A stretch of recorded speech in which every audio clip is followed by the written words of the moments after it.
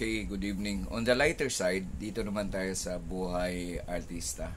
So siguro wala namang hindi nakakilala nitong gusto ko lang bigyan ng opinion, no? So, o tanong. Itanong ko sa inyo.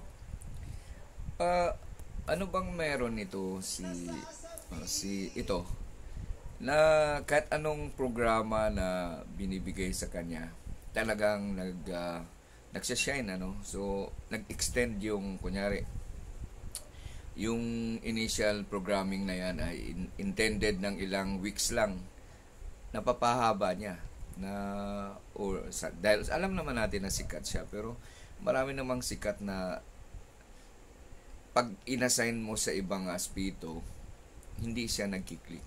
Pero siya kahit ano ang ilalagay, ano ang programang hawakan niya, talagang lumalago. So, meron siyang parang magic touch, no? Or merong mahigwagang, or meron siyang, or sa sipag lang ba? Sa sipag lang ba talaga yan? Or swerte ba yan? O talagang tinatrabaho niya kaya siya talaga'y umangat? Okay?